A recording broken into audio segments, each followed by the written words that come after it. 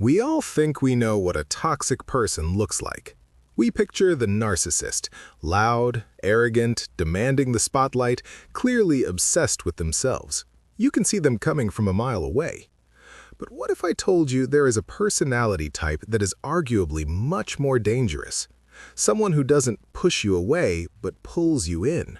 Someone who understands your emotions perfectly, maybe even better than you do, but uses that understanding not to heal you, but to control you. Psychologists are calling this the Dark Empath. It's a terrifying contradiction.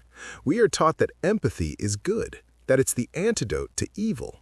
But what happens when empathy becomes a weapon? In this video, we are breaking down the 7 signs that you are dealing with a dark empath, and I need you to watch until sign number 6 because it is the subtle glitch that almost everyone misses until it's too late. If you've ever felt drained by someone who is constantly nice to you, you need to watch this. Before we get to the signs, we have to understand how this exists. Usually, people high in dark traits like narcissism or psychopathy have very low empathy. They hurt you because they genuinely don't understand or care how you feel. They are emotionally blind. The dark empath is different. They have what psychologists call cognitive empathy. They don't have affective empathy, which is the desire to help you when you're sad, but they have high cognitive empathy, which means they can intellectually process exactly how you're feeling. Think of it like a surgeon versus a torturer. Both need to know exactly how the human nervous system works. One uses that knowledge to heal, the other uses it to cause maximum impact. The dark empath knows your triggers, they know your insecurities, and they know exactly what to say to make you trust them. Here is how to spot them. Sign number 1. The specific love bomb. Standard narcissists love bomb you with generic praise. You're the most beautiful person. You're my soulmate. It feels fake. The dark empath is smarter. Because they read people so well, their compliments are dangerously specific. They will compliment an insecurity you haven't even said out loud yet. They might say, "I love how you're always watching out for everyone else, even when you're tired. Nobody appreciates you enough." Boom. They just validated your deepest pain. You don't feel flattered, you feel seen. And that creates an instant, intense bond. But remember, they aren't studying you to appreciate you. They are studying you to gather ammunition for later. This brings us to sign number 2, concerned gossip. A dark empath rarely attacks people openly. That would look mean, and their disguise is being the nice guy or the nice girl. Instead, they destroy reputations under the guise of concern. It sounds like this. "I'm actually really worried about Sarah. Have you noticed she's been drinking a lot lately?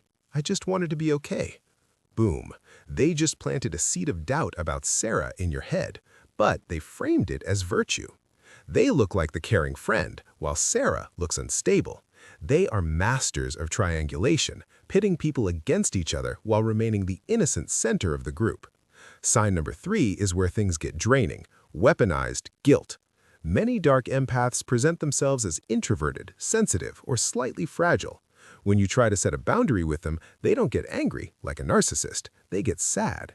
If you say, "I can't hang out tonight," a narcissist says, "You're selfish." A dark empath says, "Oh, that's okay. I was just really going through a hard time and needed a friend, but I understand you're busy." Now, instead of holding your boundary, you feel like a monster. You end up comforting them for crossing your boundaries. This is their superpower. They weaponize their own vulnerability to control your behavior. Sign number 4 is the surgical joke. Freud said there is no such thing as a joke, that all humor reveals a hidden truth. The dark empath loves sarcasm.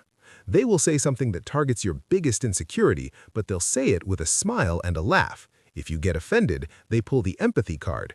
"Whoa, I was just teasing. You know I love you. You're being a little sensitive, aren't you?" This is gaslighting wrapped in humor. They humiliate you in public, but if you react, you look like the one with no sense of humor. It chips away at your self-esteem while maintaining their fun persona.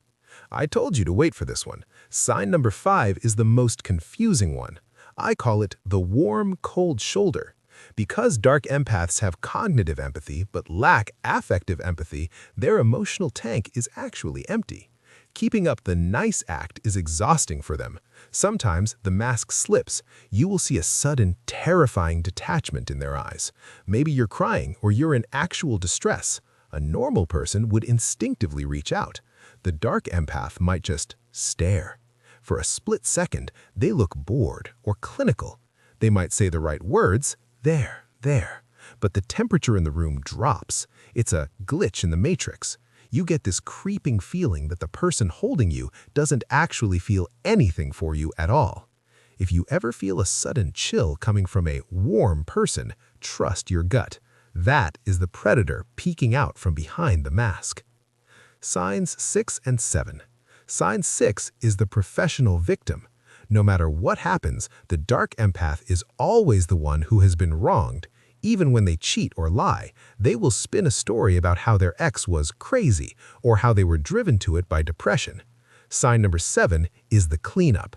They are incredibly good at talking their way out of trouble. Because they know how you tick, they know exactly what apology will work on you. They don't apologize for what they did, they apologize for making you feel that way. So, are they worse than narcissists? In many ways, yes, because you let them closer. You let them into your heart because they felt safe. If you recognize these signs in a friend, a partner, or a boss, you need to be careful. You cannot love them into changing because their behavior isn't a result of trauma you can fix. It's a personality structure. The best defense against a dark empath is to stop giving them emotional data. It's called the gray rock method. Be boring, be vague, don't share your fears. If they can't read your emotions, they lose their power over you. If you've dealt with a dark empath, share your story in the comments. You might help someone else spot the signs. Thanks for watching. Stay safe.